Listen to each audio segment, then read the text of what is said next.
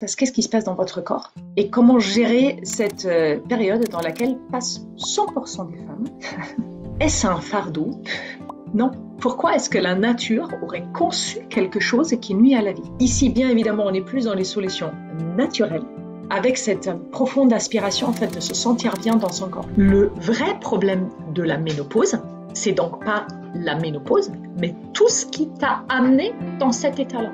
Le but, c'est vraiment de replacer en fait le regard qu'on peut avoir sur son propre corps, sur la beauté du corps de la femme à travers un autre prisme.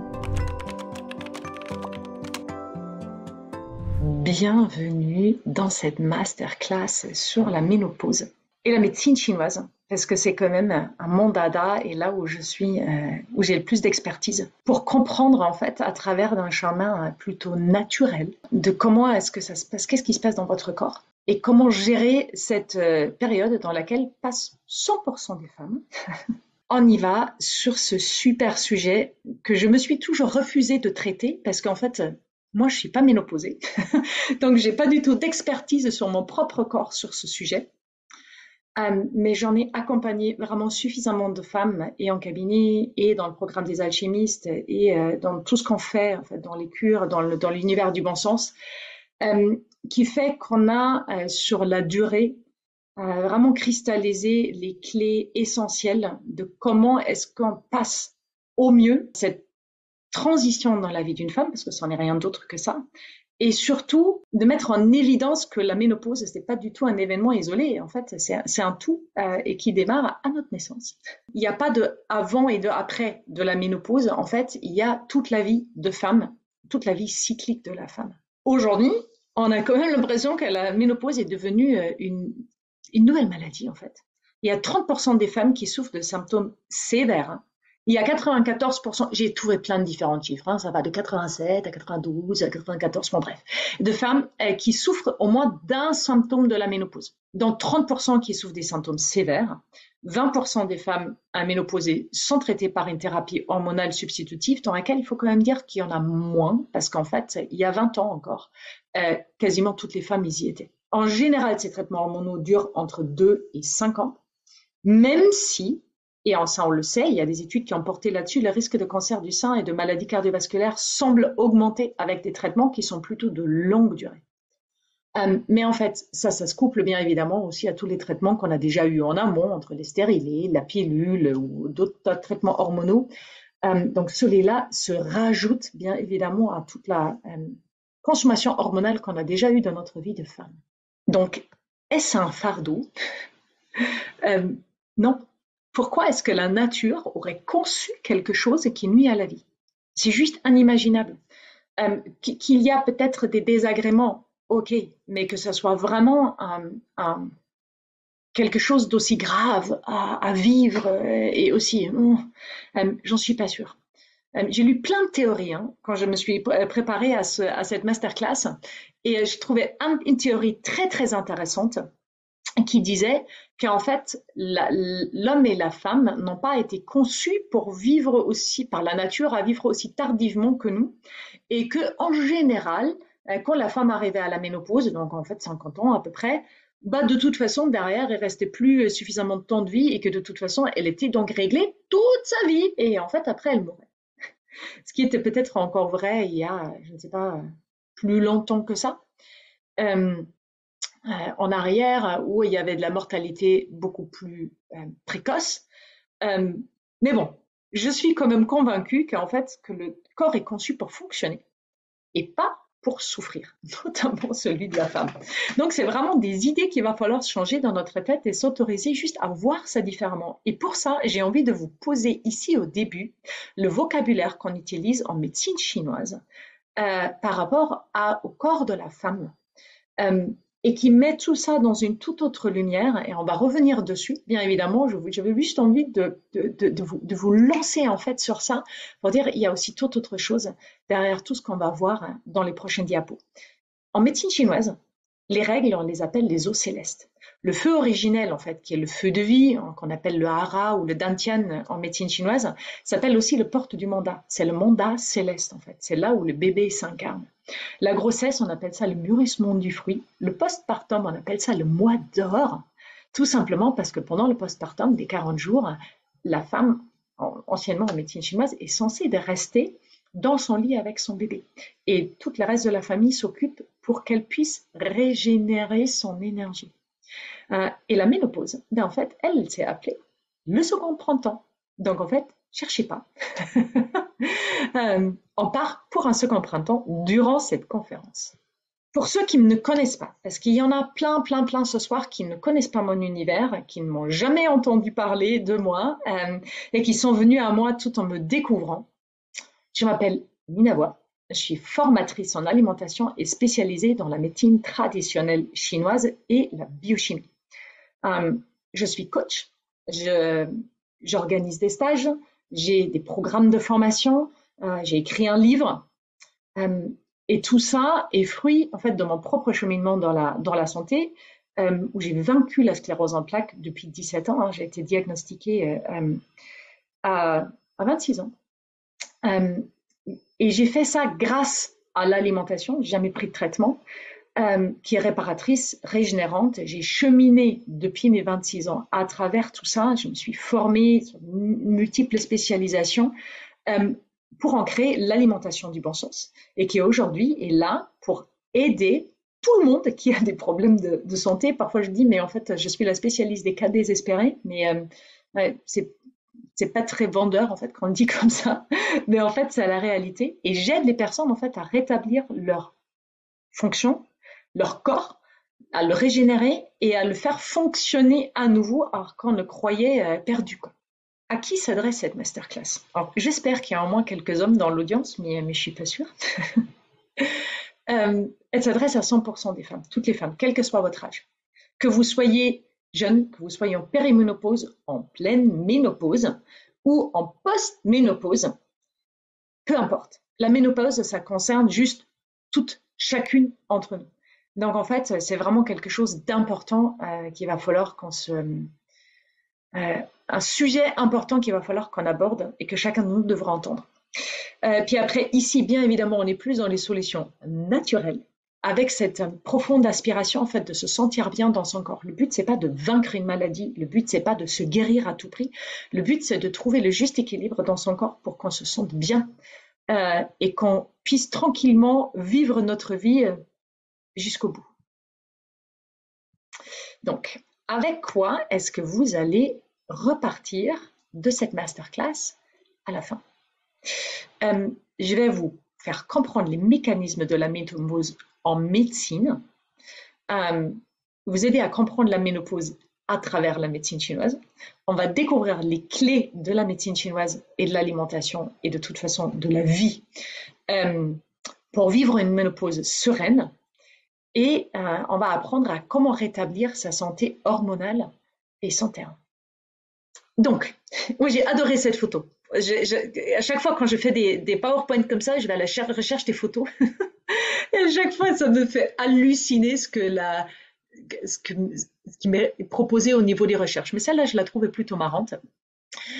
Donc en fait, souvent aujourd'hui, on croit que la ménopause se résume à quelque chose juste d'horrible. Bouffée de chaleur, prise de poids, sueur nocturne, insomnie, brouillard mental, sécheresse vaginale, sécheresse tout court, perte de la libido et de toute façon, le déclin de ta vie de femme, c'est fini, c'est terminé, à partir de maintenant, c'est le calvaire et t'es vieille. Ça, c'est vraiment la manière dont on véhicule la ménopause aujourd'hui, dans les médias, dans les considérations en fait de la femme tout court, et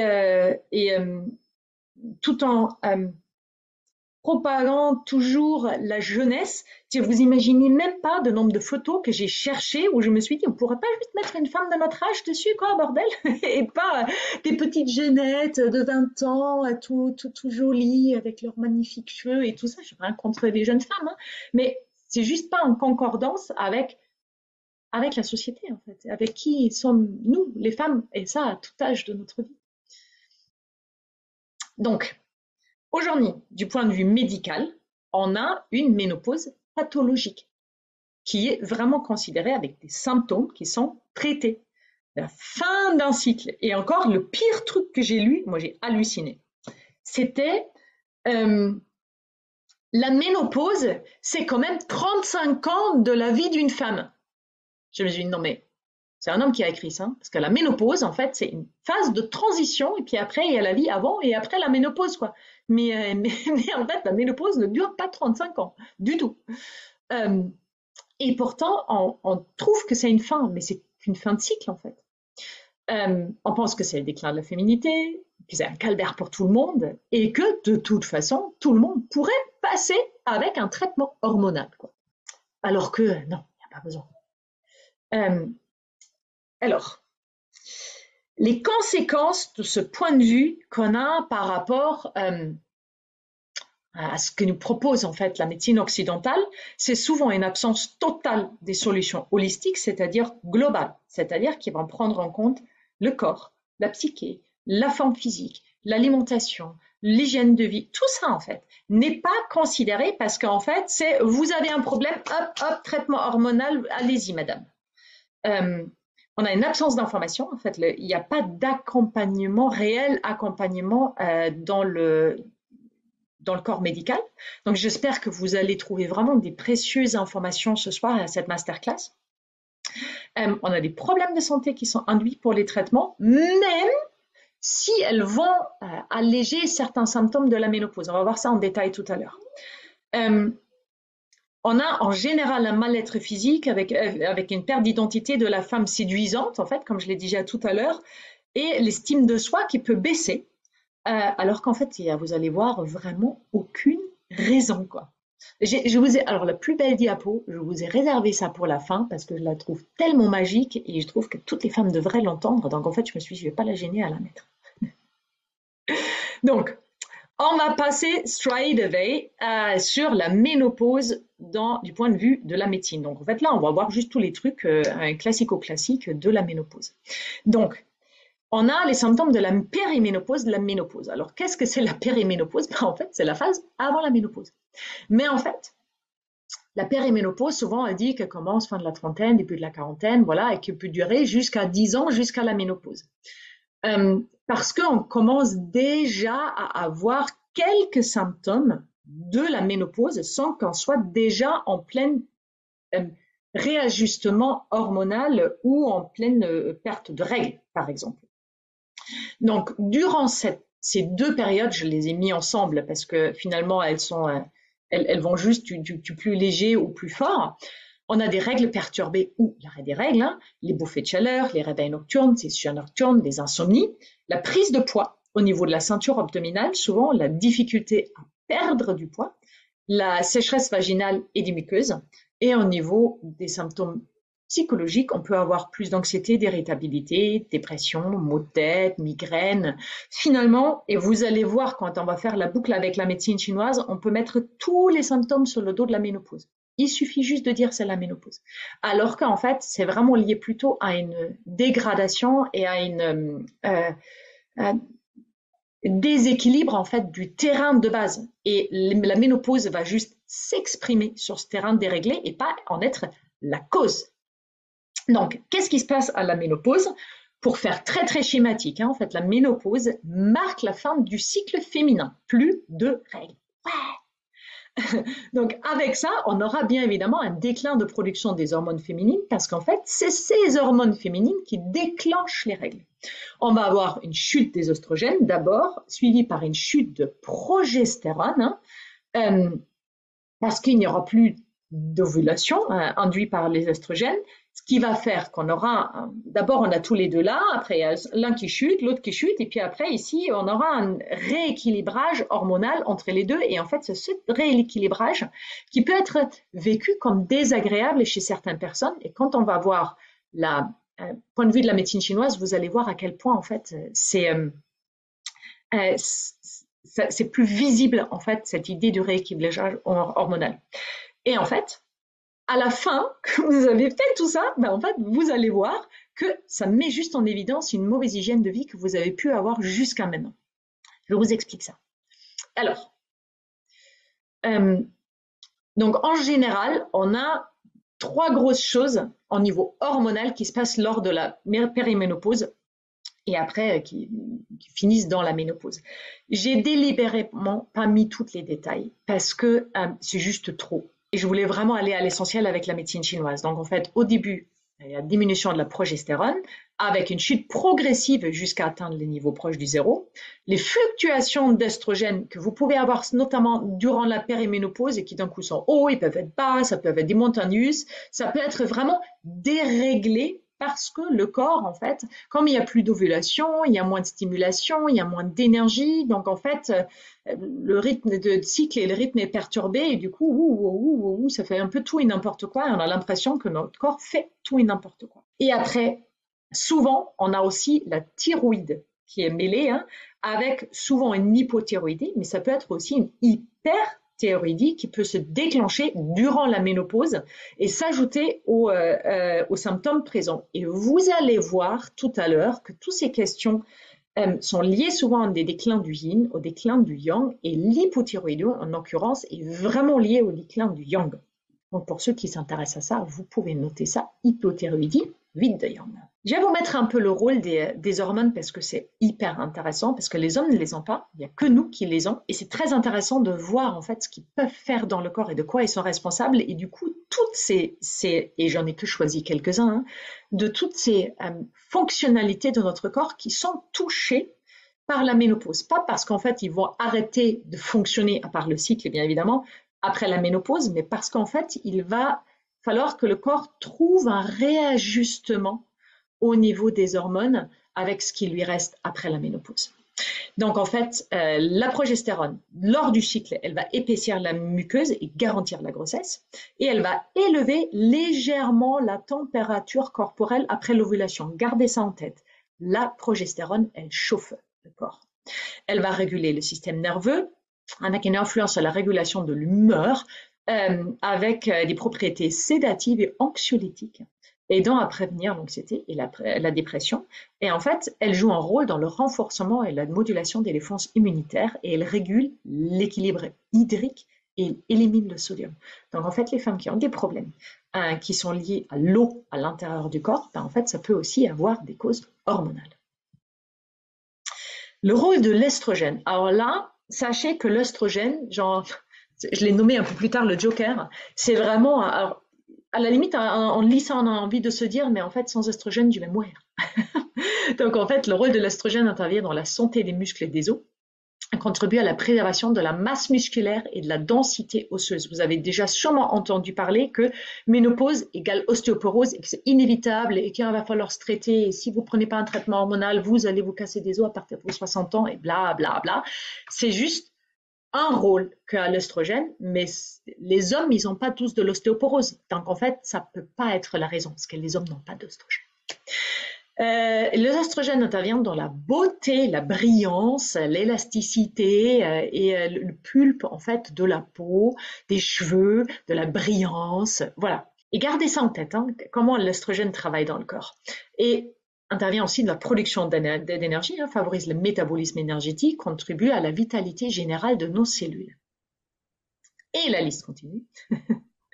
On constate aussi une protection cardiovasculaire en favorisant la dilatation des vaisseaux sanguins, ce qui améliore la circulation sanguine et qui réduit la pression artérielle. Ça régule l'équilibre et les niveaux du cholestérol. Ça, vous allez vraiment voir. Ça, on va en parler tout à l'heure au niveau de la digestion des graisses. Prévention de l'artérosclérose. Réduit l'accumulation des plaques dans les artères, aidant à prévenir l'artérosclérose, des crises cardiaques et des AVC. Et ça réduit l'inflammation, protégeant les vaisseaux sanguins contre les dommages causés par l'inflammation chronique. Gardez vraiment ça en tête que l'estrogène, en fait, est un anti-inflammatoire naturel. Et pourquoi ? Pourquoi est-ce qu'en fait, le corps donnerait autant de pouvoir de santé à une hormone pendant un temps révolu? Parce que c'est la femme qui est responsable de la reproduction. Bien évidemment qu'il en faut deux. Je nie pas ça qu'il faut énuler une spermatozoïde pour créer un être humain. En fait, c'est pour créer la vie, pour créer cette première cellule. Mais en fait, à partir du moment où celle-là, elle est créée, tout se passe uniquement dans le corps de la femme. Et la femme doit être en très, très bonne santé pour pouvoir créer de la vie à l'intérieur d'elle. Et c'est pour ça qu'en fait, que nous avons cette imbibation hormonale pour que notre corps soit toujours surperformant pour créer la vie. Ça sert qu'à ça. Ce sera protéger le corps de la femme pour perpétuer la vie humaine. Donc, on pourrait dire pour notre corps que l'œstrogène, c'est une sorte de joker protecteur pour le corps. D'accord? C'est-à-dire, vous avez un manque quelque part, un truc qui dysfonctionne, hop, œstrogène, tout va bien. Donc, en fait, pendant toute notre période de femme, déjà, on l'a depuis la naissance, parce qu'en fait, c'est l'arrivée de la testostérone qui fait les hommes d'un homme, mais en fait, on en a depuis le début. Et puis après, il y aura une augmentation, bien évidemment, lors de notre cycle, hein, quand on démarre notre cycle, à peu près entre 13 et 14 ans. Hein, c'est ça le temps normal, selon la médecine traditionnelle chinoise, qu'une femme devrait être réglée, jusqu'à notre ménopause. Et à ce moment-là, la vie a tout fait, notre biochimie a tout fait pour que nous soyons le plus possible protégés et préservés pour pouvoir engendrer la vie. Quand il y a la ménopause qui arrive, c'est comme si d'un coup, en fait, on retirait tous les inflammatoires du corps. Ou tous les jokers, hein, on retire, et du coup, vous vous trouvez avec plein de petits trous partout, vous dites, ah merde, en fait, finalement, non, mon corps, il fonctionne plus du tout. Mais ça ne veut pas dire qu'en fait, votre corps n'est pas capable de fonctionner sans l'œstrogène. Ça, vous voyez, les hommes, ils fonctionnent pas plus ou moins bien sans l'œstrogène et sans la progestérone. Mais en fait, juste parce qu'on n'en a plus, ça ne veut pas dire qu'on va bientôt mourir, hein, parce qu'en fait, vous regardez tout ce que fait l'œstrogène, on se dit, mais oh mon Dieu, on va y passer. Non, c'est juste que c'est normal et le corps est fait pour pallier à cette réduction d'hormones. Mais par contre, si avant, il y a des dommages qui ont pu se créer dans le corps de la femme, quand on retire le joker, bah, boum, tout est mis en évidence d'un coup. Et tous les dysfonctionnements préexistants vont apparaître d'un coup. C'est pour ça qu'on se dit, ah la vache, pour moi la ménopause ça a été dur, hein, j'ai pris du poids, il y avait ça, et puis après je dormais plus, et puis après les sueurs et les bouffées et tout ça. Non, tout était déjà là avant, c'est juste que c'était sous le manteau du cycle et du balai hormonal de la femme. Donc, qu'est-ce qu'on fait alors en médecine occidentale? On met un traitement hormonal de substitution, qu'on appelle aussi THS. Il est en général utilisé pour compenser la baisse des hormones ou estrogènes et progestérone durant la ménopause. Donc, je vous rappelle, la ménopause, elle dure 6 à 12 mois. Hein. Avant, c'est la périménopause et après, c'est la vie de la femme. On pourrait dire post-ménopause, mais on récupère juste une vie, quoi. En général, on dit que 30% des femmes en Europe ont recours au THS. Je sais que c'était marqué 20 sur le premier, mais des chiffres, il y en a tout et n'importe quoi. Hein. Alors, pourquoi est-ce qu'on donne un traitement hormonal de substitution? On ne le donne pas pour prolonger, en fait, le cycle hormonal de la femme, parce qu'il est biologiquement terminé. Donc, il n'y aura aucun intérêt à le prolonger. On ne veut pas prolonger les règles. Non, en fait, on le donne et aujourd'hui, on a vraiment fait des progrès énormes là-dessus, sur la typologie des hormones utilisées, sur la finesse et le travail qui a été fait sur les hormones. Il y a vraiment des bonnes choses, enfin des bonnes choses, je veux dire par rapport à ce qui a été fait il y a 30 ans. Hein. Je dis ça comme ça, ou 50 ans. Qu'on donne pour soulager des symptômes. Donc, qu'est-ce que va soulager le traitement hormonal de substitution? Les bouffées de chaleur, l'insomnie et la sécheresse vaginale. Ce sont les 3 grosses indications pour ce traitement, pour le THS. En général, on le recommande pour une utilisation à court terme, idéalement moins de 5 ans. Mais j'ai vraiment vu beaucoup de femmes dans mes consultations et dans mes programmes qui avaient ça depuis 10, 15, 20 ans qu'elles mettaient de l'œstrogène et dès qu'elles arrêtaient l'œstrogène, en fait, tout flambait. Donc, ça veut juste dire que finalement, ça cache un dérèglement de base sans qu'il y ait une vraie solution qui est apportée. Comme d'ailleurs souvent. À ça, le THS, il s'ajoute souvent déjà une contraception préalable qu'on a eu déjà à un moment dans notre vie, c'est-à-dire on a déjà eu une exposition aux hormones artificielles et on ne parle même pas des hormones, vous voyez, les xénoestrogènes, les phytoestrogènes et encore ça c'est plutôt bien, et encore les oestrogènes qui sont dans le lait, dans l'eau et tout ça. En général, on dit que ça augmente les risques de cancer du sein de 20% après 5 ans d'utilisation. Ça augmente le risque des maladies cardiovasculaires et d'AVC et il y a possiblement souvent un lien avec les risques accrus de caillots sanguins. Et c'est adapté à certaines femmes, mais pas à toutes. Et ça doit être discuté avec un professionnel de santé et souvent c'est quand même juste prescrit. Donc c'est une solution. Je ne nie pas qu'en fait qu'elle puisse être une aubaine pour certaines femmes qui ne savent plus où donner de la tête parce qu'elles en peuvent plus de leur corps. Mais en fait il y a vraiment des solutions qui sont différentes et qui sont naturelles qu'on peut utiliser et ça déjà en préparant sa ménopause ou pendant la ménopause et même après la ménopause, parce que notre corps est quand même une machine merveilleuse qui s'autorégule à partir du moment où il a tout à disposition, ce dont il a besoin. Il fonctionne comme il faut. Il n'a pas besoin, en fait, d'aide artificielle pour pouvoir fonctionner. Il a juste besoin d'avoir les substances naturelles dont il a besoin pour fonctionner. Et ça, aujourd'hui, c'est ce qu'on manque le plus. Je vous ai quand même mis, hop là, tout ce que la THS ne traite pas. C'est un traitement de confort, hein. Faut jamais oublier, ça ne traite pas les réels problèmes, c'est-à-dire ça ne traite pas la prise ou la perte de poids, ni le dérèglement de la thyroïde, ça ne traite pas les problèmes cardiovasculaires ou l'artériosclérose, ni le niveau de cholestérol, l'ostéoporose ou l'ostéopénie, les problèmes d'immunité ou les inflammations chroniques. Ça ne traite rien de tout ça. Ça allège les symptômes et ça ne travaille pas en profondeur. Ça peut donner une sorte de protection, notamment quand c'est oral, pour cette idée de prolongation de l'inflammation, mais ça ne traite pas les causes.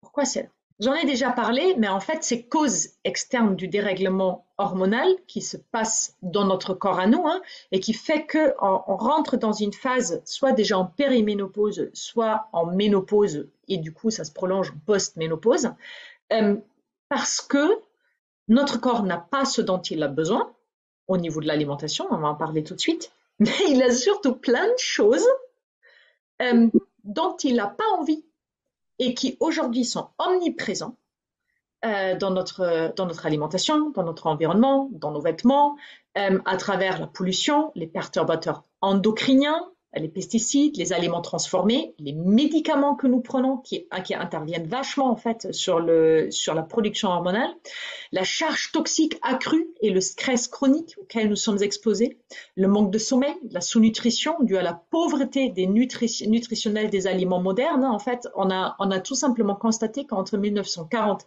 et aujourd'hui, il y a 30% de moins de nutriments dans nos aliments. Et parfois, c'est pire. Donc en fait, vous devriez juste manger un tiers de plus matin, midi, soir pour avoir à peu près la même nutrition que vous aviez en 1940.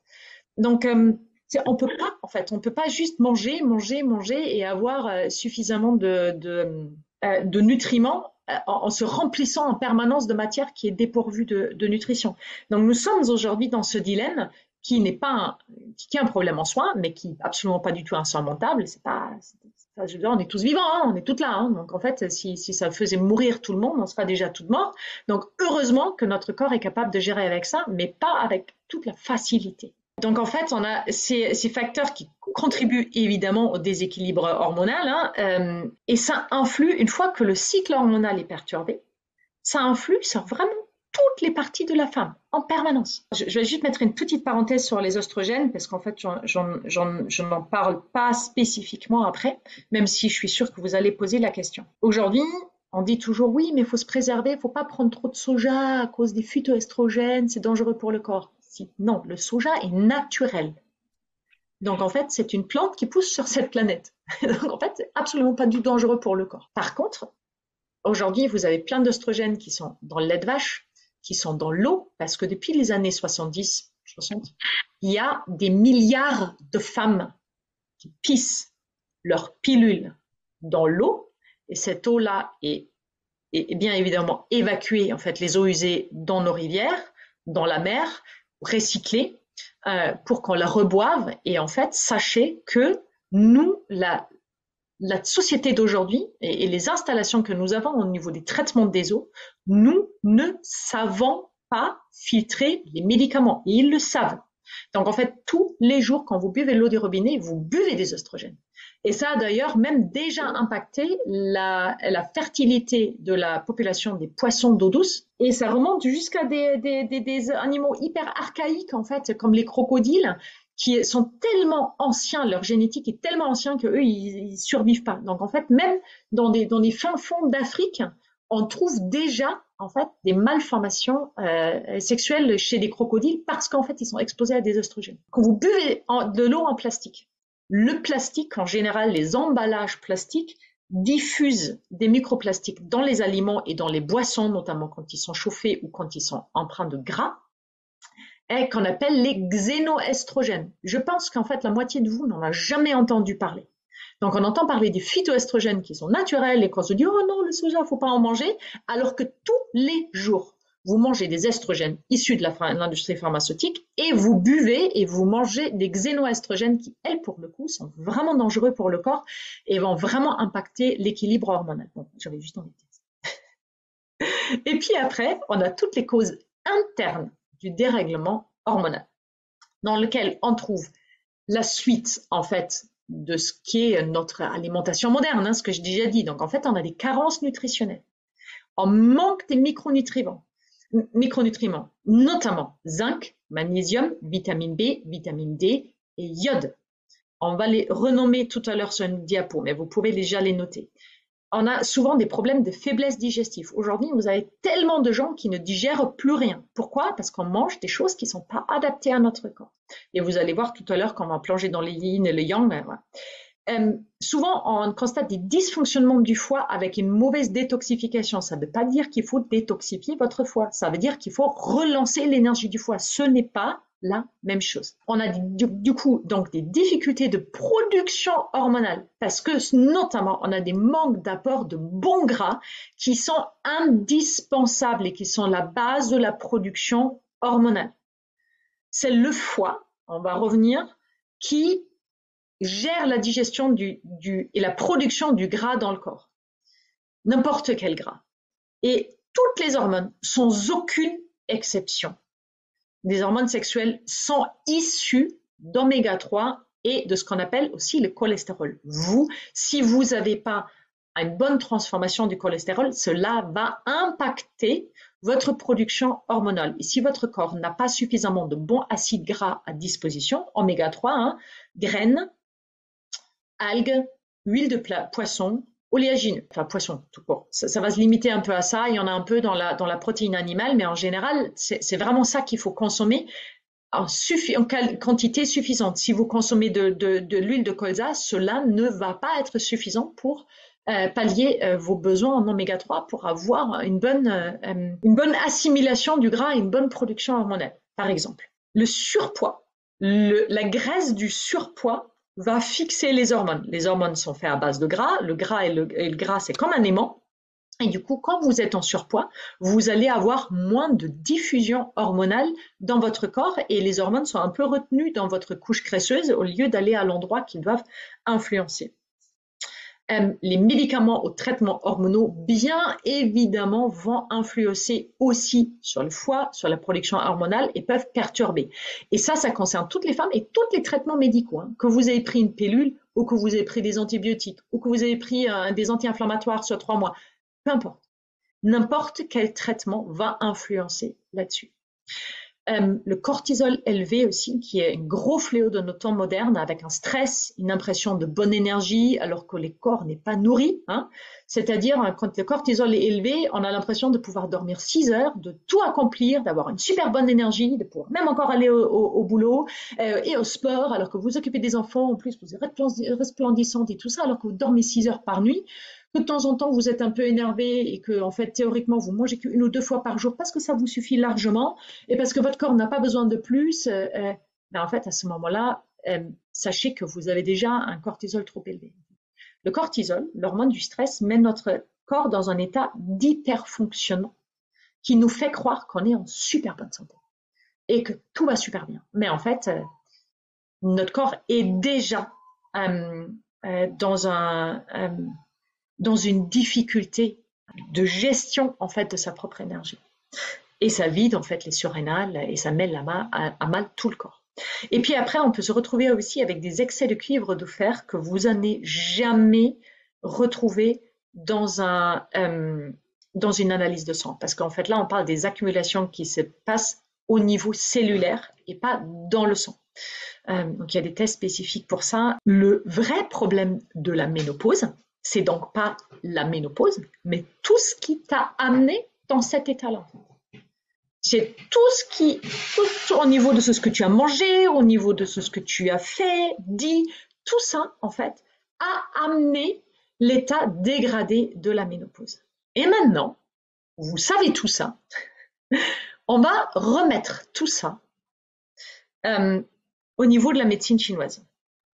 Et je pense que tout à l'heure, je vais juste remonter un diapo, parce qu'en fait, je suis pas sûre que vous l'ayez vu. Voilà, parce que je l'ai pas dit. Je vais juste vous remémorer ça. Qu'au niveau des rôles de la progestérone, elle agit plutôt sur l'énergie et sur le fonctionnel du corps, alors que l'œstrogène, elle va agir sur la matière. Je vais juste que vous vous remémorez ça. L'œstrogène, ça va traiter tout ce qui est matière, nos liquides, notre sang, nos cheveux, notre beauté, notre chair, nos os, alors que la progestérone, en fait, elle va travailler au niveau de ce système immunitaire. Juste parce que là, on va partir dans le yin et le yang. Je me répète peut-être, hein mais en médecine chinoise, la ménopause, c'est juste un des moments les plus merveilleux de la femme. C'est le second printemps. C'est juste genre, le premier printemps, c'est quand t'es jeune, hein, c'est 14, 21, ouais, c'est ça le printemps de la femme. C'est là où toute la beauté, notre corps qui se développe avec des seins, des hanches de fou, la belle peau, les beaux cheveux, tout va bien à cet âge-là. Hein, on n'est pas malade, on est en plein fleur de l'âge. Eh ben, en fait, sachez que selon la sémantique chinoise, en ménopause, c'est exactement la même chose. Ça donne envie. Donc, le but, c'est vraiment de replacer, en fait, le regard qu'on peut avoir sur son propre corps et sur la beauté du corps de la femme à travers un autre prisme. Et là, je ne parle pas de la beauté qui nous est imposée par notre monde, en fait, dans lequel on vit, ou par les idées qu'on a de ce que devrait être une belle femme ou une femme en bonne santé, ou voilà, ou toutes ces images qu'on nous met. Non, en fait, la beauté de la femme, en fait, c'est la capacité à créer de la vie. Je vais le redire parce que c'est une phrase que j'adore, hein, dans la Bible, où on nous raconte que Ève a été faite à partir de la côte d'Adam. Je ne sais pas vous, mais en fait, je suppose que la plupart des femmes qui sont aussi ont un certain âge et qui ont probablement déjà eu des enfants. Alors, je ne sais pas vous, mais moi, j'ai senti la grossesse passer. Hein. J'ai senti qu'en fait, qu'il y a des parties qui constituaient mon corps et je les ai léguées à mes enfants. Donc, en fait, c'est comme s'ils avaient pris un petit bout de ma côte, hein, de ma matière à moi, pour créer leur corps à eux. Et en fait, c'est ça. C'est que la femme, elle crée à travers son propre corps un autre être humain. C'est ça qui est incroyable. C'est dans notre corps à nous, dans notre utérus, que l'incarnation de l'âme se fait. C'est nous qui donnons la vie, c'est nous qui nourrissons la vie. Donc, en tout cas, on a été conçus comme ça de la nature. Hein. Bien évidemment qu'aujourd'hui, il y a des biberons et des super laits de substitution maternelle pour que papa, lui aussi, puisse donner le biberon. Et que c'est le début de la malnutrition de l'enfant. J'ai dit ça, mais j'ai donné le biberon à mes enfants aussi pendant un temps. À l'époque, je n'avais pas cette conscience-là. Mais voilà, c'est juste, nous sommes merveilleuses. Dites-vous ça et écoutez-vous dans cette merveille, peu importe la forme qu'a votre corps, les maladies qu'a votre corps, la dégradation que subit votre corps à travers l'âge. Hein, parce qu'en fait, on sait très bien que la différence entre une femme qui n'a pas eu d'enfant et une qui a eu des enfants, ça se voit vachement sur les traits du visage, je trouve. Hein. En tout cas, moi, je le vois bien chez moi. Mais j'en suis contente, hein, j'en suis fière. Et à chaque fois, je suis émerveillée en fait de cette capacité physique à donner la vie, quoi.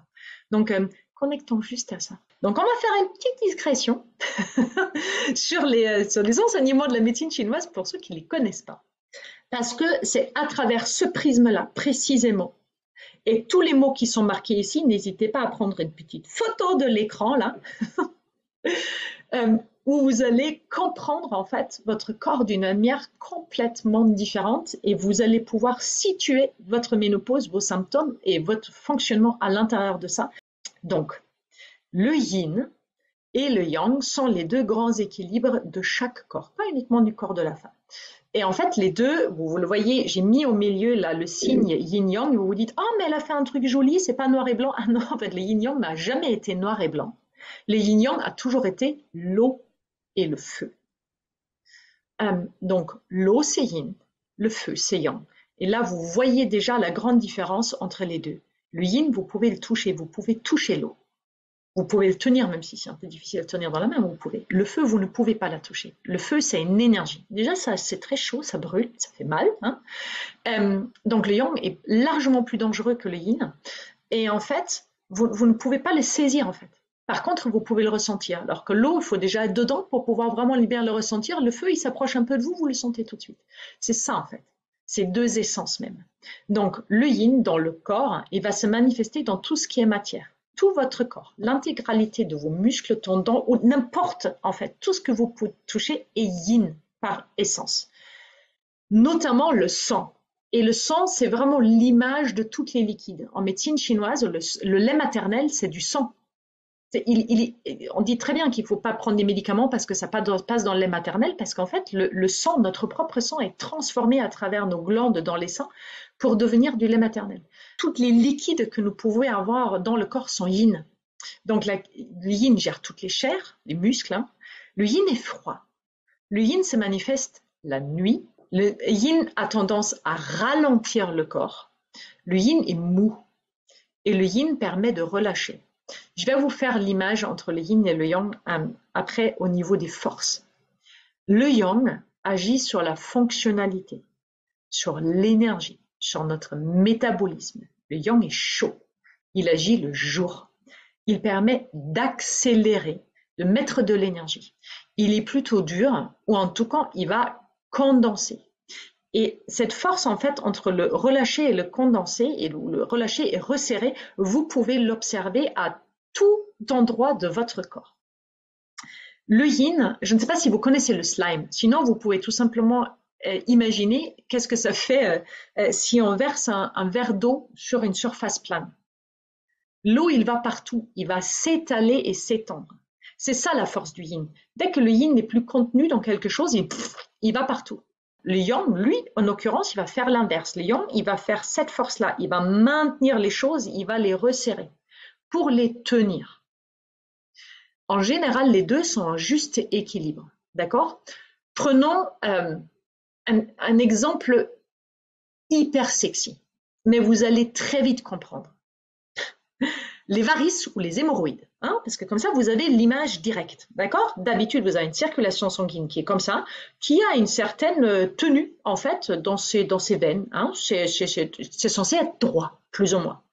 Et à l'intérieur, vous avez tous les liquides qui circulent, ça c'est le sang. Il y a le yin qui est contenu par une force yang qui maintient bien, en fait, ça en route. À partir du moment où vous rentrez dans un contexte vide de yang, où vous avez un peu de manque de cette énergie yang dans votre corps, à partir de ce moment-là, ça va faire comme ça. D'accord? Les parois externes. Ils vont se relâcher parce qu'il n'y a plus suffisamment d'énergie yang pour faire ça.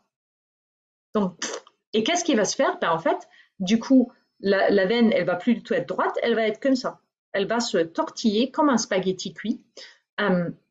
Et en fait, parce que toute la force yang aura relâché. Et c'est la même chose qui se passe avec une hémorroïde. Hein. Vous avez plein de vascularisation à l'intérieur de votre corps, ou enfin, on peut avoir ça aussi de l'autre côté, nous les femmes. Et puis après, quand la circulation sanguine elle s'effondre, ben, en fait, ça peut créer des hémorroïdes. Et ça peut créer des règles hémorragiques, ça peut créer toutes les choses qui vous passent maintenant par la tête. Oui, oui et oui. Et ça se passe pareil avec le poids. Par exemple, quand vous avez un corps ou avec l'eau dans le corps, l'eau est censée être contenue en fait et d'avoir une gestion par exemple du sel et de l'eau dans le corps. Rappelez-vous ce qu'on a dit sur la progestérone qui gère le sodium dans le corps. Et à partir du moment où vous manquez du yang, ben en fait votre corps il va s'étendre et à partir, vous voyez, d'habitude c'est comme ça. Quand vous manquez de yang, vous avez l'impression qu'il y a trop de yin là. Vous n'êtes pas ici. On n'a pas remis trop de yin, on a enlevé du yang. Mais l'image entre ici et là est la même. C'est juste pas l'endroit qui est le même. Et c'est pareil, quand vous manquez du yin, ben en fait vous avez l'impression d'avoir un excès de yang. Donc qu'est-ce que vous voyez quand il y a un excès de yang? Vous avez trop chaud, tout est accéléré, tout est trop resserré, tout est trop dur, tout fait trop mal, vous avez plein d'énergie, la hyperfonctionnalité, vous êtes hyperactive. Hein. Et de l'autre côté, quand vous manquez du yang, vous êtes un peu tout mou, vous êtes un peu tout fatigué, vous êtes tout relâché, vous avez plus du tout de... Voilà. Donc en fait, il y en a le yin qui va agir sur et avec la matière et le yang qui va agir et avec l'énergie et le fonctionnalité. Le yin, vous pouvez le toucher, le yang, vous pouvez pas toucher. Donc, vous gardez ça en tête? Ok, on y va.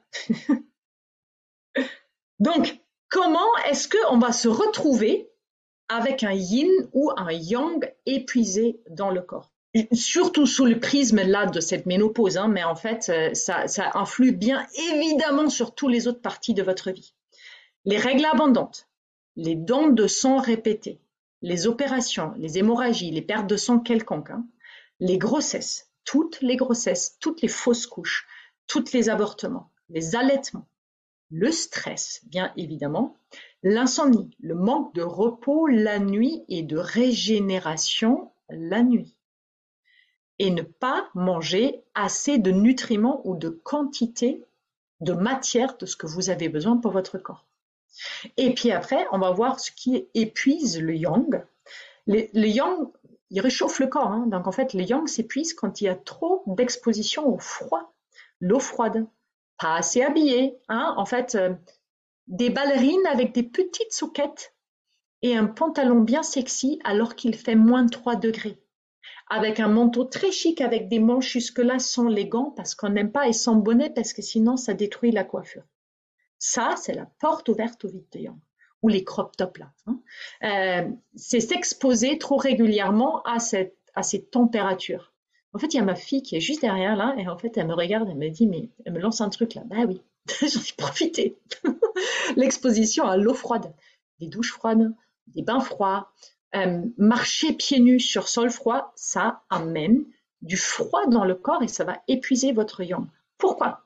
Notamment chez les femmes, parce que le méridien du rein, il démarre sous la plante de pied. Vous n'avez qu'un seul point d'acupuncture sur la plante du pied et c'est celui du rein. Et ce méridien du rein, il va directement aller dans l'utérus.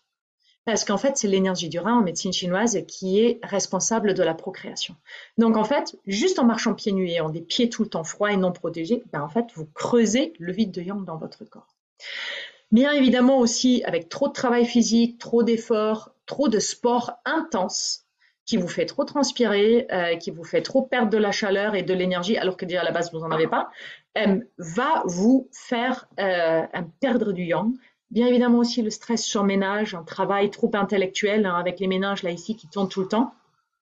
Les médicaments, les drogues, les toxines, ça, tout ça, ça influe sur le fonctionnel, bien évidemment. Et puis après, tout ce qui rentre, ce qui est froid dans le corps. Manger des aliments inadaptés, transformés, McDo, ce genre de choses, manger cru et froid et boire froid. Tout ça, ça lui nuit à votre métabolisme et à vos forces yang. Donc, je suppose que chacune de vous, c'est à 100% reconnu de tout ce qu'on a mis là. Tout simplement parce que tout ça, c'est notre vie normale du quotidien. Et si là, vous vous dites, j'ai passé ma vie à faire du sport extrême et à manger des crudités et à marcher pieds nus, bienvenue dans le mythe de yang. Et la plupart du temps, vous avez les deux, et le vide de yang et le vide de yin, et vous avez les deux symptômes mélangés. C'est normal, vous êtes humaine.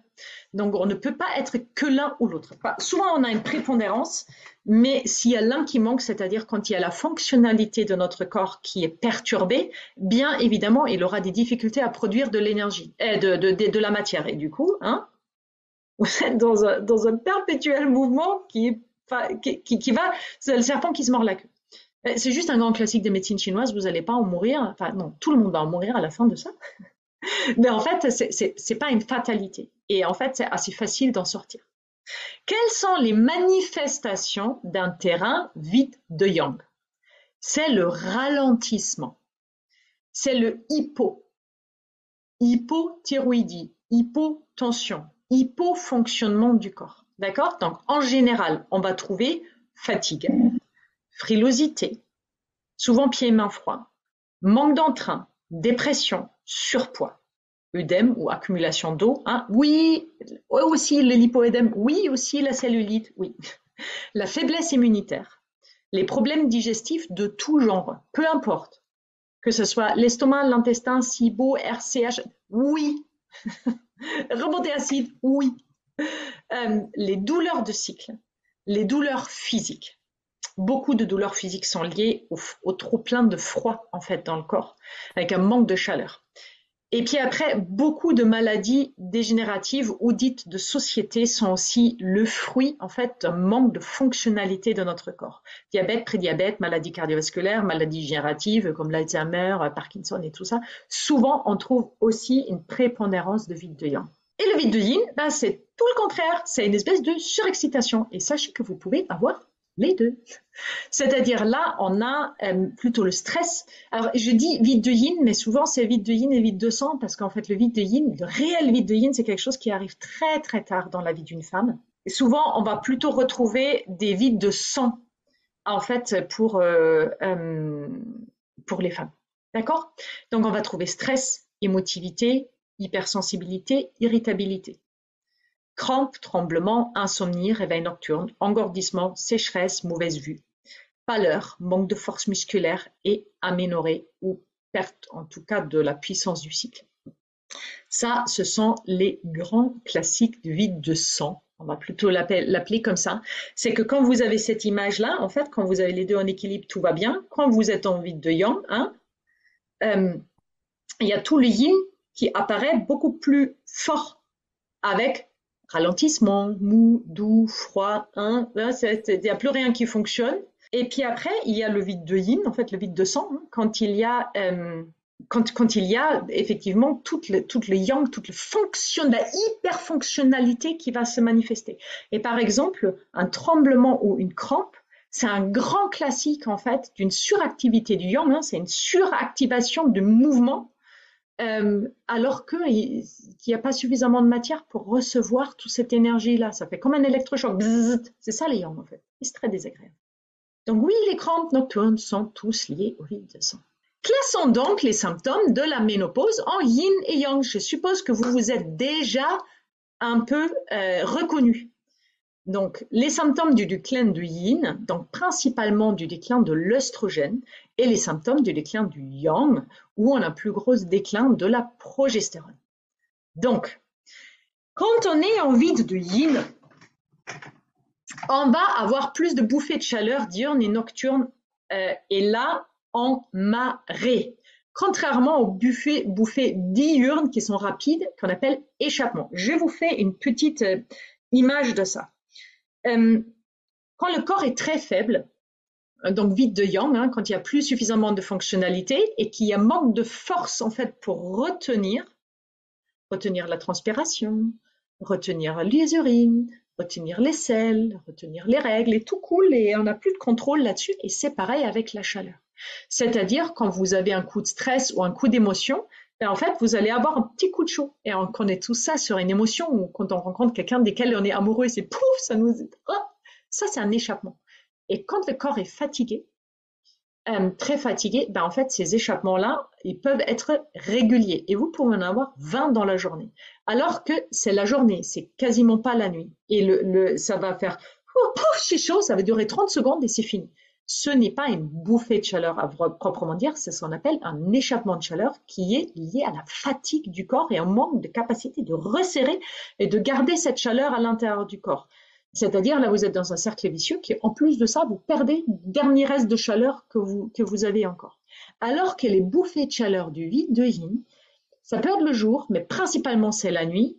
Et là, c'est vraiment, c'est le corps, il transpire, il est rouge, ça dure un quart d'heure, 20 minutes, voilà. Ça, c'est une vraie bouffée de chaleur du vide de yin. Et qui est la plupart du temps liée à un stress interne qui s'exprime la nuit, parce que la nuit, yin. Mais comme il n'y a plus suffisamment de yin dans le corps, ben en fait, la nuit, vous êtes en hyper-yang, hein, vous avez chaud, vous transpirez, et puis après, vous n'arrivez pas à vous rendormir, et puis après, de toute façon, vous êtes en pleine énergie, et bon, allez, on va faire les repassages. Voilà. Donc, dans les symptômes des déclins du yin, on va donc retrouver la suractivité du yang avec l'insomnie, transpiration nocturne, chaleur des 5 heures. La chaleur des 5 heures, c'est paume de main, plante de pied. et le cœur. Donc en fait, c'est souvent les transpirations en haut du corps, pieds moins moites, et souvent ce sont les gens qui ont les pieds dehors la nuit. Hein. C'est alors les vides de Yang, ils ont double chaussette bouillotte et les pieds bien au chaud à l'intérieur de la couette. Les vides de Yin, c'est hop, les pieds dehors. Souvent, on a des yeux secs, sécheresse, bien évidemment, sécheresse vaginale, on a là-dessus des crampes et l'irritabilité. Alors qu'au niveau des symptômes de vide de Yang, on a les bouffées rapides, la prise de poids, rétention d'eau, bien évidemment, fatigue, dépression, mauvaise digestion aussi, frilosité, mains et pieds froids, pâleur, souvent aussi un petit peu, selle molle, pipi nocturne. Hein. Genre, je me lève 2-3 fois la nuit pour faire pipi. Ça, c'est typique du vide de Yang. Quoi. C'est-à-dire, il y a un trop plein de yin. Déjà, la nuit, c'est yin. À l'intérieur de l'eau et du corps, il y a trop d'eau. Donc, en fait, qu'est-ce que fait notre corps? Bah, il va l'envoyer vers les toilettes. Et ça nous fait lever la nuit. Mais par contre, en termes de vide de yang, souvent, on se rendort bien. Quand même. Alors que les vides de yin, une fois qu'ils sont réveillés, c'est foutu. Les symptômes de la ménopause ne sont donc pas des symptômes de la ménopause. Ils sont juste le reflet de notre terrain préexistant. Et pourquoi est-ce qu'on croit que toutes les femmes ont des ménopauses, des périménopauses et que toutes les femmes ont ces symptômes-là? Parce que, en fait, toutes les femmes, avec leur vie de femme, déjà le travail du cycle, hein, qui prend 20% de l'énergie vitale de la femme, qui est mis dans le cycle. Ça prend sur notre métabolisme de base, hein, en fait, ceux qui gèrent toutes les choses que nous, on ne gère pas. C'est nous, on gère les gestes qu'on fait, les réflexions qu'on a, mais on ne gère pas notre respiration, on ne gère pas notre digestion, on ne gère pas notre cycle hormonal. Ça se passe intrinsèquement par rapport à notre biologie. On ne peut pas influencer dessus. Donc en fait, déjà ça va prendre 20% de notre métabolisme, de notre énergie métabolique de basale. Donc bien évidemment, et en plus on perd du sang tous les mois durant 35 ans, bordel. C'est juste beaucoup. Et en fait, tout ce sang, il va falloir le reproduire. Donc en fait, la femme, elle est en permanence en train de reproduire de la matière. Déjà, les enfants, la grossesse, les allaitements, on n'en parle même pas de ça. Juste endomètre, règle, endomètre, règle, endomètre, règle. Et ça tout le temps. Donc bien évidemment, au bout de 35 ans de reconstruction de la matière perpétuelle, alors qu'on s'en passerait bien, évidemment qu'à un moment donné, il y a le yin qui s'épuise. Bien sûr, on a donné de notre matière pour créer de la vie. Et si on n'a pas donné de la matière pour créer de la vie, ben en fait, en un moment, on a eu des règles. Donc, bien évidemment qu'on sera tous, sans aucune exception, dans un déclin de yin. Et quand je vous ai mis toutes les choses du déclin de yang, mais toute la société aujourd'hui est là-dedans. Ce sont juste des habitudes qu'on nous dit d'avoir, de faire. Je veux dire, déjà, nos bébés, on les met d'entrée de jeu à la naissance dans une prédisposition au vide de yang. Pourquoi? Parce qu'en fait, un bébé, il est censé de boire, il est conçu pour boire le lait maternel au sein qui est à 37 degrés. Nous, ce qu'on fait, on leur donne du lait maternisé qui est certes assimilable par le bébé, mais qui est 100% artificiel et qui en plus appartient à une autre espèce. Et en plus de ça, on lui sert ça à température ambiante. Donc en fait, d'entrée de jeu, on met du froid dans le bébé. Et aujourd'hui, on a arrêté de couvrir leur tête, leur mettre des bonnets tout le temps, on leur met un petit nœud papillon très joli, mais on laisse la tête à l'air. Donc en fait, alors que le bébé n'a aucune défense immunitaire. Donc en fait, on l'expose beaucoup trop tôt déjà au froid.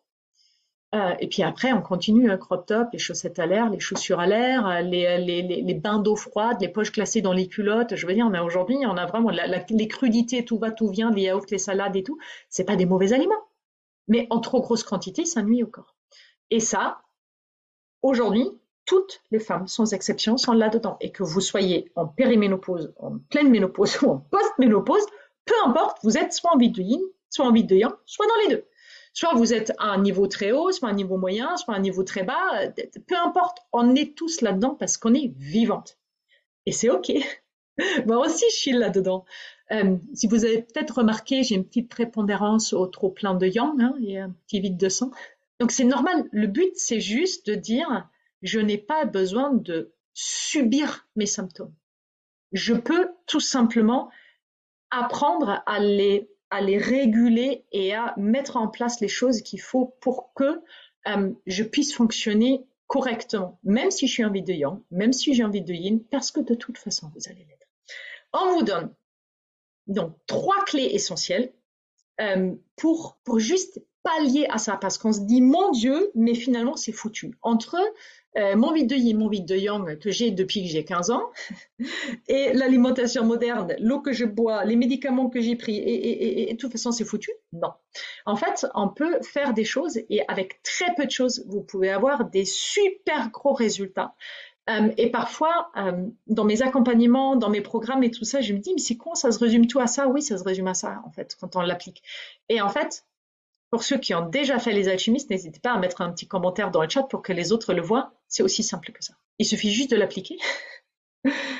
Et parfois, y croire et se dire, OK, je vais faire ça maintenant pendant une année et au bout d'une année, je vais aller parfaitement bien ou assez bien que je me sens à nouveau bien dans mon corps.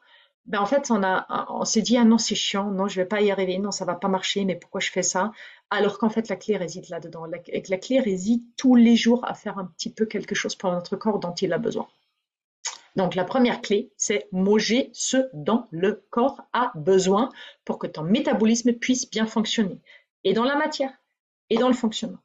Vous allez voir, c'est hyper étonnant, vous allez apprendre un truc de ouf ce soir. Pas du tout. Vous allez juste entendre quelque chose que vous savez et que vous appliquez peut-être pas suffisamment. C'est-à-dire, on va manger bio au maximum pour réduire l'exposition aux pesticides, aux perturbateurs endocriniens qui peuvent affecter l'équilibre hormonal. On va composer une assiette équilibrée avec une bonne proportion de protéines. Je me répète, des protéines. Ça ne veut pas dire manger de la viande. Ça veut dire manger soit de la viande, soit du poisson, soit des légumineuses, soit des graines, soit des champignons. Quand vous choisissez des glucides, vous ne mangez pas des pâtes blanches, vous mangez plutôt des glucides complexes, du riz entière, du millet, du sarrasin, voilà. Et mettez des graisses saines. Bien évidemment qu'on va mettre des légumes, mais tout le monde sait qu'il faut mettre des légumes. Donc, mettez des légumes. Mais en fait, là, pour la ménopause, on a surtout besoin de graisses saines. Rajoutez de temps à autre un peu d'huile de lin, supplémentez-vous en huile de poisson, riche en oméga 3. Votre corps en a besoin. Il ne peut pas produire des hormones s'il n'en a pas. On va consommer les bons types de gras, graisses insaturées, comme celles des avocats, noix, graines, huile d'olive, et qui sont absolument essentielles pour la production hormonale. Moi, personnellement, pour cuisiner, j'utilise huile d'olive, huile de coco et de temps à autre beurre clarifié, ghee en indien, pour le goût, parce que j'adore ça. Apprendre à réguler la glycémie, éviter les pics d'insuline qui peuvent perturber les hormones. Pour ça, il y a une règle. Ne jamais manger les glucides en début du repas. C'est à la fin. Vous ne mangez pas une tartine et après votre œuf, vous mangez votre œuf et la tartine après. C'est tout. On va essayer de limiter ou arrêter l'alcool, qui a des multiples effets négatifs sur l'équilibre hormonal à travers le foie et l'assimilation et la transformation des hormones.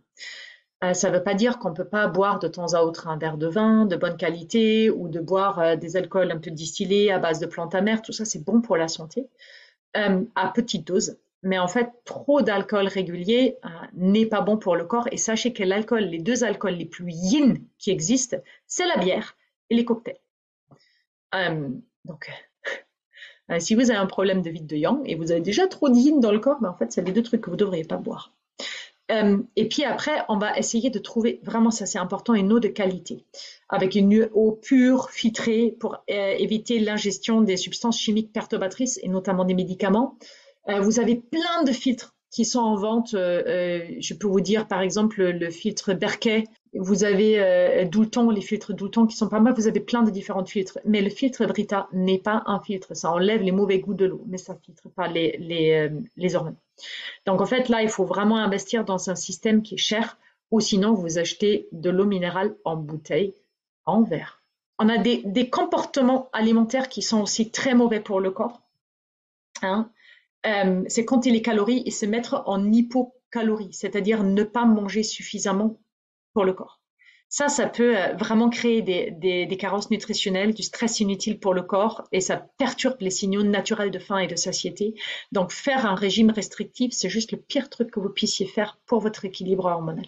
Et il y a plein d'autres méthodes pour perdre du poids que de faire ça. On va consommer des produits faibles en gras, en mauvais gras. Non, alors il faut pas Alors, il faut manger des produits gras. Éviter les produits de mauvaise graisse, margarine, tout ce qui est transformé, je veux dire, des fromages industriels en petites carrés en plastique et ce genre de choses. Ça, il faut pas le manger. Euh, tous les produits en fait qui sont riches en sucre, qui sont allégés, où il y a plein d'additifs dedans, ça perturbe. Sauter un repas sans remplacer les besoins nutritionnels. Le jeûne intermittent, le fameux jeûne intermittent, ah c'est bien, moi j'ai supprimé mon petit-déj, j'ai supprimé mon repas du soir. Oui, d'accord, c'est good. Ça fait une période de jeûne, c'est très simple pour le corps. Mais est-ce que sur les repas restants, vous avez mangé tout ce dont votre corps a besoin? Sinon, est-ce que vous vous êtes supplémenté avec tout ce que le corps dont il a besoin? Parce que ça, sur la durée, ça fait pas quelque chose de bien et ça augmente le stress. Du coup, ça vous met dans un fonctionnement de cortisol élevé et du coup, vous allez dire, ah, depuis que je jeûne, que je mange plus qu'une fois par jour, je me sens super bien. Non, tu es juste en hyper stress et tu as un taux de cortisol qui est tellement élevé qu'en fait, que ça te rend malade. C'est pas pour vous faire peur, hein, c'est juste pour pointer toutes les choses en fait qu'aucun médecin vous dit, alors qu'en fait, ce sont des évidences biochimiques qu'on sait depuis des siècles, quoi. Grignoter régulièrement peut provoquer des pics d'insuline et perturber l'équilibre glycémique. C'est mieux si vous mangez des choses salées, hein, pas des chips, hein, c'est pas ça que j'ai dit. Voilà. Prendre un petit déjeuner sucré peut provoquer aussi des pics glycémiques suivis d'une chute rapide qui entraîne aussi après un dérèglement hormonal.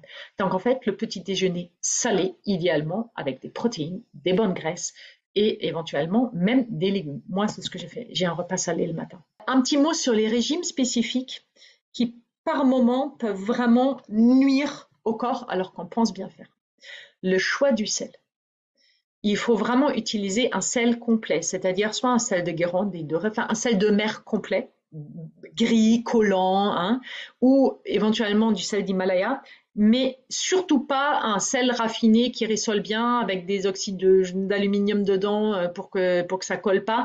Si vous avez ce genre de type de sel de là-bas à la maison, le pot ce soir, vous le jetez, demain vous achetez un nouveau sel. Parce qu'en fait, un bon sel, ça a 86 différents minéraux dont vous avez besoin pour produire correctement votre métabolisme. Et c'est aussi valable pour les régimes sans sel. Votre corps a besoin de sel. Si vous n'avez pas de sel suffisamment, votre corps meurt à petit feu. Donc le but, c'est juste d'éviter les mauvais sels qui sont contenus quasiment dans toutes les charcuteries, les fromages, les plats préparés, de tout ce que vous achetez qui a été déjà fait. Vous pouvez très bien saler vos plats un petit peu, ça ne va pas augmenter la tension. Pour augmenter la tension, il faut plus de 25 grammes de sodium pur, donc cherchez pas. Donc vous avez besoin de sodium pour avoir aussi une bonne fonctionnement en fait de la progestérone que vous vous rappelez qui gère les quantités de sodium et de potassium dans le corps. Le végétarisme ou le véganisme mal appliqué peut entraîner des carences en nutrition essentielles affectant les hormones et le métabolisme global, notamment parce qu'on mange trop de légumes et d'autres fruits et pas suffisamment de protéines. Et puis après aussi le jeûne intermittent mal appliqué, que j'ai déjà dit, qui peut provoquer des carences ou une augmentation du cortisol. Alors, après, on va aider sa biochimie, parce qu'on a beau savoir que, en fait, aujourd'hui, on a vraiment beaucoup de sols qui ne contiennent plus suffisamment de micronutriments pour les donner à notre alimentation, que de toute façon, tout ce qu'on bouffe est traité, irradié, en toute façon, c'est pas tout ce qui est passé par les mains de l'industrie agroalimentaire. C'est pas terrible, les chambres froides, ça tue les vitamines et tout. Bref, il y a juste un moment donné, on se dit, mais ok, je vais les avoir où? Donc, sachez qu'il y a certains compléments alimentaires qui sont indispensables à la vie. D'accord? Vous ne pouvez pas faire sans. Et que, aujourd'hui, ceux qui sont ici sur cette liste, prenez-la en photo, écrivez-la comme vous voulez. Il y a quasiment tout le monde qui en manque de ça. Tous. Quand on rentre chez les alchimistes, moi, je mets tout le monde là-dessus. Et pas parce que je suis spécifiquement fan des compléments alimentaires, mais tout simplement parce que, avec l'expérience qu'on a sur l'accompagnement des personnes, on sait que, en fait, ça, s'il n'y a pas ça, c'est compliqué. Le zinc, ça fait depuis les années 50 qu'on sait qu'il n'y a plus suffisamment de zinc dans les sols et que, en fait, depuis les années 50, toute la population mondiale, notamment dans les pays occidentaux, est en manque de zinc. Ça fait 75 ans. Ça fait beaucoup quand même. Le magnésium, en général, prenez plutôt un complexe de magnésium avec différents types de magnésium pour qu'il puisse voyager là. Généralement, j'utilise la marque Sunday comme le dimanche. Je ne suis pas affiliée, je gagne aucun argent si vous commandez chez Sunday. C'est une marque que j'affectionne, que je trouve bien, que je trouve qu'il y a une belle éthique. Voilà. Après, vous êtes libre de choisir ce que vous voulez. Les complexes de vitamine B qui sont indispensables au foie pour bien fonctionner et à la création hormonale. Vous n'avez pas suffisamment de vitamine B et Dieu sait qu'on en manque quasiment tous les femmes et surtout les facteurs qui détruisent la vitamine B, médicaments, hormones, artificielles bien évidemment, cigarettes, alcool, stress. Qui n'est pas dans un de ces contextes-là? Puis après, grossesse, machin et tout. Hein. Donc en fait, on l'est tous, sans exception. Après, la vitamine D, qui aujourd'hui, quand tu te lèves chez toi, et puis après tu déjeunes à l'intérieur, tu vas prendre ta voiture, tu vas aller au travail, tu vas prendre ta voiture, tu vas rentrer chez toi, tu n'as pas vu suffisamment de soleil, et ça même en été parfois. Donc en fait, se supplémenter en vitamine D3 est une très bonne chose. Et les oméga 3, que de toute façon nous manquons la plupart du temps dans notre alimentation, vous pouvez prendre ça en gélule ou en huile à prendre comme ça. Soit à base d'algues si vous êtes vegan, soit à base de poisson, un des deux. Et ça, c'est vraiment quelque chose d'excellent pour la santé, pour aider votre corps à mieux fonctionner et votre foie à produire correctement les hormones. Et puis après, on peut s'aider naturellement avec des techniques complémentaires qui sont légèrement teintes de mon métier. Mais en général, pour tout ce qui concerne la ménopause, les dérèglements du yin et du yang, pour moi, la médecine chinoise, c'est vraiment une des médecines les plus puissantes là-dessus. Et c'est là où on a les plus de résultats, parce que vous avez un peu vu tout ce qu'en fait vous pouvez avoir comme symptômes quand vous avez un vide de yang. Donc en fait, avec ça, vous êtes abonné au rhumatologue, vous êtes abonné au gynécologue, et au gastro-entérologue, et puis après, vous êtes de toute façon fatigué tout le temps, vous êtes au surpoids, vous êtes abonné des régimes. Donc en fait, ça touche tellement de sphères de votre vie que s'attaquer directement au vide de yang, il n'y a que la médecine chinoise qui sait le faire. Et en fait, en travaillant sur le vide de yang, sans travailler sur un symptôme spécifique, par exemple le symptôme de la ménopause ou votre surpoids, ben en fait, vous travaillez sur tout le reste et tout le corps se rétablit. Et c'est bien évidemment pareil pour le vide de yin ou le vide de sang. Donc, c'est ça qui est fantastique. Et donc, on peut faire ça en acupuncture sans y associer ce que je vous ai donné comme premier conseil entre la biochimie et la nourriture, ça ne va pas être suffisant. Mais c'est un très beau complément qui permet vraiment, dans une séance, d'améliorer considérablement le sommeil, les bouffées de chaleur et tout ça. La phytothérapie, spécifiquement la pharmacopée en médecine traditionnelle chinoise, on a plein de plantes en fait qui aident ça, mais en fait je ne vous donnerai aucune. Parce qu'en fait, vous faites très bien des trucs qui circulent, comme il faut prendre de la sauge, il faut prendre de l'huile de nacre, il faut une huile bourrache et tout ça. Ben, je ne vous donnerai pas parce qu'en fait, il n'y a pas de solution parfaite. En fait, on travaille un terrain. On ne prend pas ceci ou cela pour la ménopause. Vous pouvez aller piocher chez d'autres personnes qui sont formées à donner la même plante à tout le monde. Moi, je ne travaille pas comme ça, en fait. Moi, je travaille un terrain avec une personne qui a après des choses qui sont plus intéressantes. Par exemple, quand vous prenez des choses qui sont souvent conseillées pour les désagréments de la ménopause, comme par exemple l'huile de nacre ou l'huile de bourrache, ça va aider beaucoup de femmes et chez d'autres, ça va faire des catastrophes. Donc en fait, de toute façon, tout ce que vous prenez, il va falloir le tester sur votre propre corps. Est-ce que ça me fait du bien? En général, la racine ou les feuilles de sauge, ça fait du bien à tout le monde. Ça, vous pouvez essayer. Ça, je vous le donne de bon cœur. Mais en général, vaut mieux rétablir le vide de yin ou le vide de yang. Mettez-vous au mouvement doux. Qigong, tai chi, yoga, marche, piscine, peu importe. Faites circuler l'énergie dans votre corps. Vous n'avez pas besoin d'en faire 1 heure par jour. Faites 10 minutes de stretching le matin. Cherchez-vous une séance sur YouTube ou allez sur mon compte et faites les yogas des méridiens. C'est sur mon YouTube, vous trouvez facilement. On va régénérer son corps et son énergie. Ça, c'est très important, se donner l'espace et le temps pour régénérer.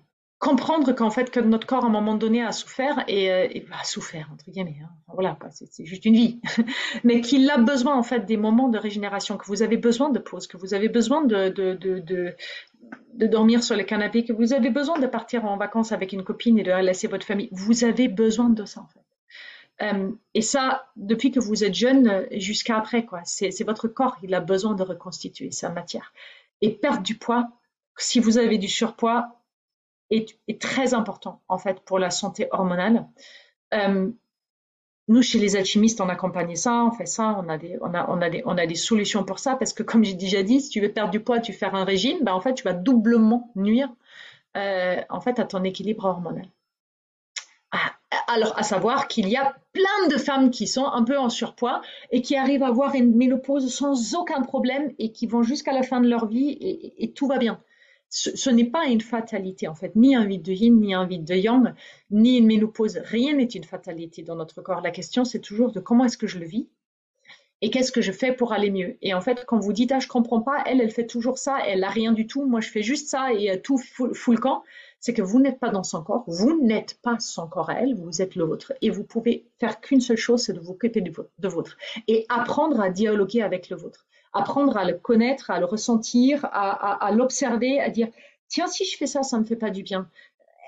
Observez l'effet de cause à effet. Mangez juste des crudités pendant 3 jours.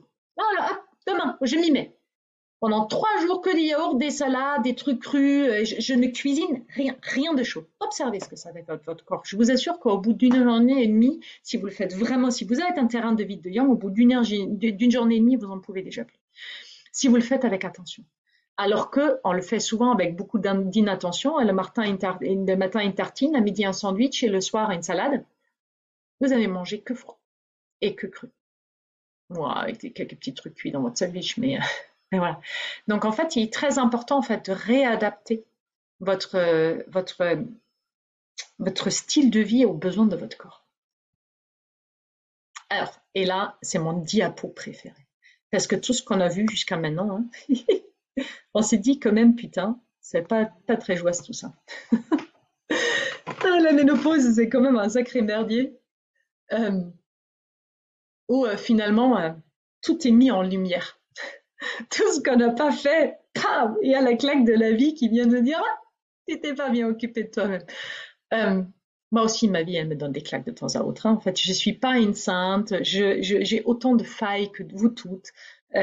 C'est juste que je l'enseigne et je sais comment récupérer mes failles, mais je les ai comme tout le monde. Mais la ménopause, c'est quelque chose de complètement différent aussi. Et ça, on l'oublie et comme on l'oublie et on ne communique pas dessus, en fait, on nous coupe complètement, mais totalement, en fait, de ce moment magique de la vie d'une femme, qui est bien évidemment la fin d'un cycle. C'est la fin du cycle de la reproduction. À partir du moment où vous êtes ménopausée, vous ne pourriez plus créer un enfant. Et pour certaines femmes, ça représente une sorte de deuil, hein, avec son corps, avec une part d'elle, avec un moment vécu avec soi-même, avec une potentialité, la potentialité de la mère. Hein. Et c'est aussi souvent au même âge, hein, 50 ans, hein, la fin du cycle de la mère. C'est-à-dire, à ce moment-là, nos enfants nous quittent pour faire leur propre vie. C'est-à-dire en plus du deuil, il y a la séparation qui se rajoute. Et qu'est-ce qu'on récupère? On récupère du temps et de l'énergie. Parce qu'on récupère déjà d'1% d'énergie métabolique, du métabolisme de base, et en plus de ça, on récupère du temps, de la liberté. On n'est plus autant responsable pour nos enfants qu'on était pour eux quand ils étaient petits. C'est-à-dire, en fait, on a une renaissance absolument incroyable et un regain d'énergie. Et à partir de ce moment-là, en fait, de notre vie, et ça, on oublie de nous le dire, et on oublie, nous, de nous le rappeler, nous, les femmes, chacune, d'une à l'autre, de dire à partir de ce moment-là, bordel, on récupère notre puissance, on va récupérer notre énergie, on sera enfin libre de foutre de notre vie ce qu'on a envie de foutre, quoi. Plus de cycles qui se dit ah non mais là j'ai mes règles et je peux pas. Plus d'enfants qui me disent mais maman si maman là. C'est bien évidemment que c'était une chouette période, mais à un moment donné c'est le moment où on réincarne son propre pouvoir et sa propre puissance. C'est à ce moment-là où en fait la femme, c'est la femme magicienne qui va ressortir en fait. C'est la magicienne et puissante, c'est la prêtresse en fait. À ce moment-là de la vie. C'est la femme qui incarne sa féminité et qui incarne son yang. Pourquoi? Parce qu'en fait, elle a l'œstrogène et la progestérone qui chutent, et à ce moment-là, qu'est-ce qui va apparaître? Et ce qui était déjà là avant, mais qui va quand même être là, c'est la testostérone. Et la testostérone, en fait, c'est l'hormone de la puissance. Quoi. On le sait tout. Enfin, les hommes, physiquement, ils sont plus forts que nous. Mais nous, on récupère ça, en fait. Du coup, il y a cette hormone-là aussi qui va plus s'ancrer dans nous. Oui, chez certaines femmes, en fait, ça va faire plus de poils, moins de féminité. Mais pourquoi? Mais parce que c'était déjà là, ancré avant. Il y avait déjà un dérèglement du yin à la base, et c'est pour ça qu'il y a plus de masculinité maintenant. Mais en fait, sur ce qu'il faut se concentrer, c'est en fait, c'est la magicienne en nous. En fait, c'est la prêtresse qui est là et qui est capable d'incarner son pouvoir créateur d'une manière complètement différente que dédiée à la vie. Mais du coup, d'aller dans une création qui est complètement différente, que ce soit une entreprise, que ce soit une association, que ce soit notre propre carrière, que ce soit, peu importe en fait. À partir de ce moment-là, la femme revient en pleine puissance. Et ça, on l'a pendant vachement longtemps. Il suffit juste en fait de s'occuper de notre métabolisme de base, de nous occuper de nous, de nous occuper du bon fonctionnement de notre corps et on garde ça jusqu'à la fin de notre vie. Moi, mes deux grands-mères, ils sont morts à 100 ans et 97 ans et celle des 97 ans, elle est morte très très jeune parce que ses deux sœurs sont mortes à 99 et 103. C'était Ah putain, il n'y en a pas une seule de mes grand-mères qui était commode. Hein. C'était vraiment c'était des baba yagas, hein, mais chacune de ces quatre femmes, elles ont vécu la guerre, hein, et en fait, elles ont tous vécu des merdes pendant la guerre. Mais putain, mais qu'est-ce que ça les a mis dans une puissance incroyable.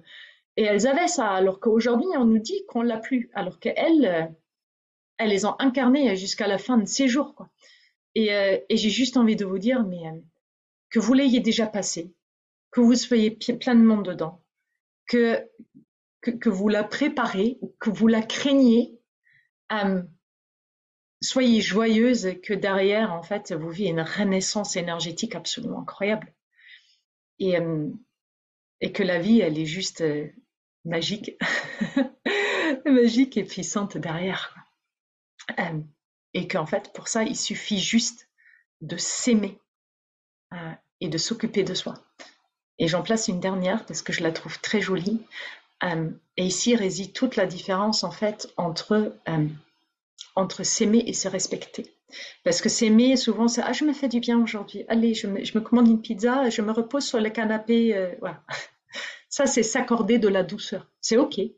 Mais se respecter, c'est je sens vraiment que mon corps, il a besoin de bouger, il a besoin de mieux manger, et il a besoin que je m'occupe de lui et que je lui donne du repos. Ça, c'est se respecter. Et se respecter n'est pas toujours agréable.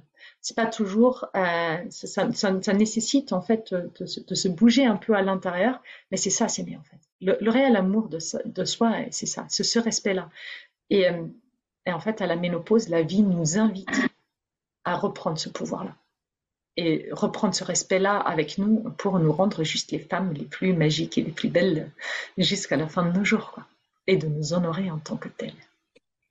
Donc la question c'est, est-ce qu'aujourd'hui, vous êtes prêt à vivre ce second printemps? Est-ce que vous avez envie de retourner là-dedans? Est-ce que vous avez envie de le faire? Est-ce que vous avez envie de vous ouvrir cette porte-là? Parce qu'en fait, elle est ouverte à chacun. Si vous en avez marre de vos problèmes de santé chroniques pour lesquels vous n'arrivez pas à trouver une solution ni à identifier la cause, je vous ai préparé une masterclass qui vous explique les 7 piliers d'une personne en bonne santé qui vous permettra de reprendre le pouvoir sur votre santé, de relancer votre métabolisme, de récupérer de l'énergie et de vous sentir enfin bien dans votre corps avec une méthode ancestrale que personne ne nous enseigne. Il suffit de cliquer sur le lien sous cette vidéo.